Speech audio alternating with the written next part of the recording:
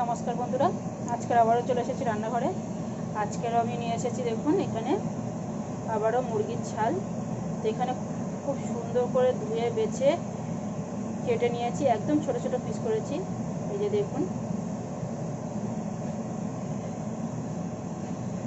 তো আজকের এই জিনিসটাকে দিয়ে একটা সুন্দর অন্যরকম একটা রেসিপি বানাবো।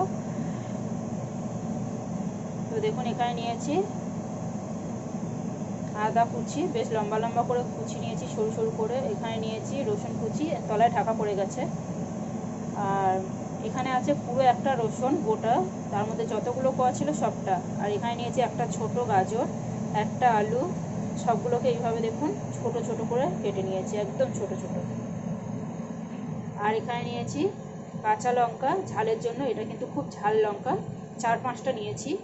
আর এখানে নিয়েছি অর্ধেক ক্যাপসিকাম, একটা টমেটো, মাঝারি সাইজের একটা টমেটো। আর এখানে আছে একটা পেঁয়াজ। পেঁয়াজটা আমার এখনও কাটা হয়নি, ভাবলাম আগে রান্নাটা বসিয়ে দিই, পেঁয়াজটা আমার যেহেতু একটু পরে লাগবে তাই পরে কাটছি।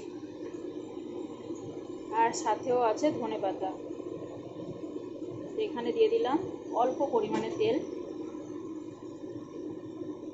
তেলটা দেওয়ার পরে এখানে দিয়ে দিচ্ছি শুকনো লঙ্কা, তেজপাতা আর একটা দারচিনি। এখানে দেখুন ফোড়নটাকে বেশ সুন্দর করে ভেজে নিয়েছি, তেলটাও দারুণ গরম হয়ে গেছে। আমি এগুলো সব একসাথে একটা প্লেটে নিয়েছি, তার কারণ একসাথে তেলের উপরে দেবো।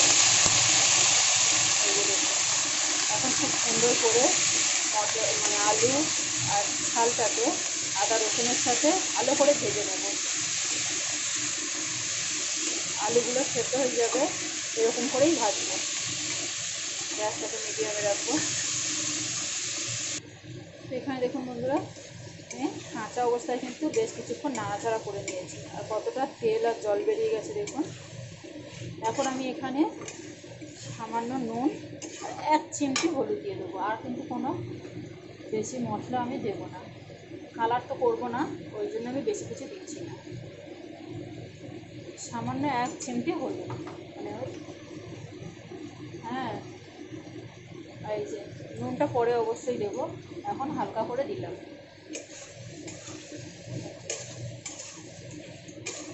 এবারে আমি ঢাকা দিয়ে দিয়ে সুন্দর করে ভেজে নেব।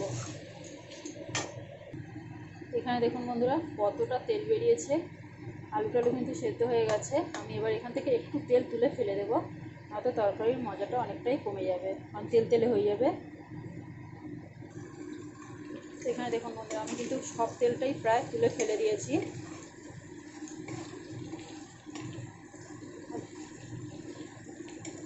তেলটা থাকলে বন্ধুরা যেন ঝোল ঝোল লাগবে, আর তেলটা এতটা বেশি ভালো লাগবে না এতে, ওর জন্য আমি তুলে দিয়েছি।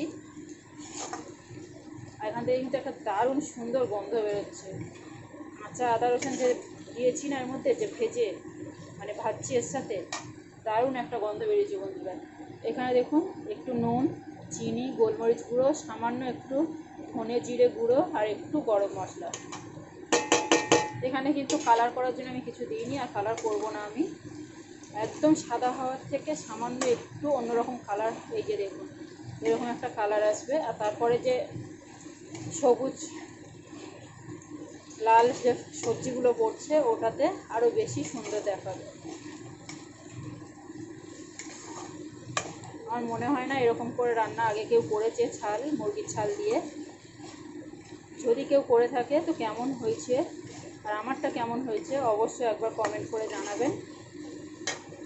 তো আমার রান্না কিন্তু প্রায় কমপ্লিট, শুধু সবজিগুলোকে দিয়ে আর একটু ভাজা ভাজা করে নেব। তো দেখলেন মশলাগুলো কিন্তু দিয়ে একটু নাড়াচাড়া করে নিলাম। এখন সবজিগুলো দিলাম, কাঁচা পেঁয়াজ, টমেটো, ক্যাপসিকাম আর কাঁচা লঙ্কা। নামাবার আগে একটু শুধু ধনেপাতা দিয়ে দেবো। তো চলুন এখানে আরও একটু রান্না করে নিই।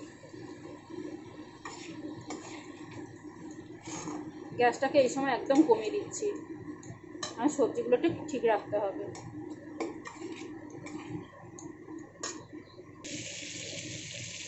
তো দেখুন বন্ধুরা আমার কিন্তু সবজিগুলো কত সুন্দর আছে আর কত সুন্দর লাগছে। আমার কিন্তু রান্না পুরোপুরি কমপ্লিট। এই যে দেখুন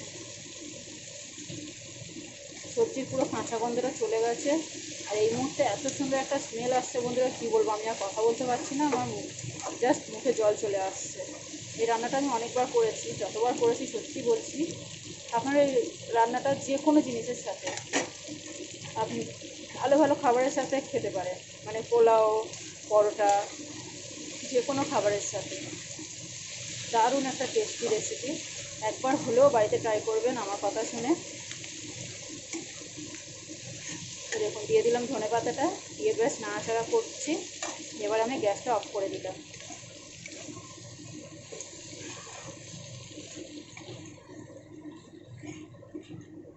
তো চলুন এবার এটাকে আমি নামিয়ে নিই।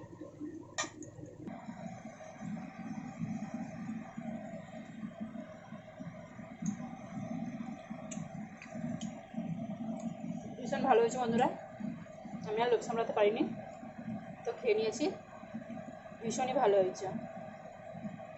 আমার ভিডিওটা ভালো লাগলে অবশ্যই একটা লাইক কমেন্ট শেয়ার করবেন। তো ধন্যবাদ বন্ধুরা, টাটা।